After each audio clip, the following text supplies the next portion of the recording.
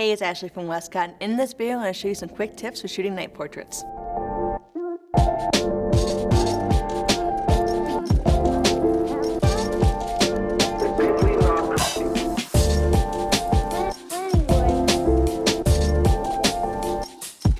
So before I get started, if you're new to our channel, make sure to hit the subscribe button and turn on bell notifications. That way you can be first to know when we post new videos. Shooting portraits at night can be tricky, especially getting the right balance of ambient and light from your flash. Here are some quick tips that can help you get the right balance on your next nighttime shoot. For the shoot, I wanted to get a photo of my model in front of a lit up cabin. And I knew going into the shoot I was going to face some issues, and that would be the amount of time and the amount of ambient light that would be available. One very important thing to consider is the location of the shoot. Shooting night portraits in the city is vastly different than shooting in remote locations, since both have very different ambient light. Since I was shooting in a remote location, I knew the only ambient light would be from the cabin behind my subject. And I knew this wasn't going to be enough light to create some separation between my subject and background. I actually wanted to shoot just before the sun fully set below the horizon. That way there was still a bit of light in the sky to light up the areas between the cabin and my subject. On the other hand, if I was shooting in a city, I could actually shoot at any time of night, since there's so much ambient light from things like buildings and streetlights. But that's not the case for this scene.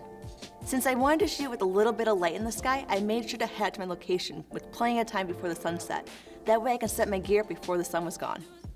Because the sun sets very quickly, you have a very short time window before it gets too dark. For this situation, my ideal time window was probably only about 5 to 10 minutes. When thinking about what flash to use to light your subject, it's important to remember that when talking about nighttime portraits, it does not take a lot of power to light up your subject. It's important to pick a strobe that is capable of lower output. So for this shot, I chose to use an FJ80 speed light. If your light has too much output, you can easily overpower the ambient light, meaning you won't have any background detail. More output isn't always better. Sometimes it's about choosing the right light for the situation. Another technique that I did to bring up the ambient light was to drag my shutter. This helps pick up as much ambient light as possible. Slowing down your shutter speed does not affect the light output of your strobe.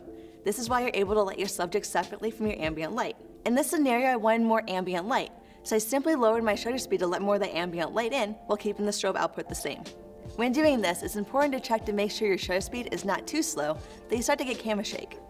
And of course, you can always use a tripod to help you stabilize your image if necessary. Another setting to consider is your ISO. Don't be afraid to raise your ISO to get enough ambient light. Modern cameras do a great job at higher ISOs, so you just want to make sure you're not getting too much noise that becomes distracting in your photo. You can also choose to modify your light, which can help lower the light output of your strobe. Adding a modifier also makes it easier to blend the ambient light with the light from your flash. The more diffusion that you use, the softer the light will be, and also the lower the output will be. If you find that your light is still too powerful, even at its lowest setting, you can always place your light further away from your subject. Since the further the light is away from your subject, the less light will hit them. Another tip is to feather your light. A lot of times when shooting at night, you can get a spotlight look from the light hitting the ground too much. If you feather your light up off the ground, this helps avoid the spotlight look. It makes your lighting look a lot more natural. Lastly, since it's dark, you might find it difficult to focus your camera.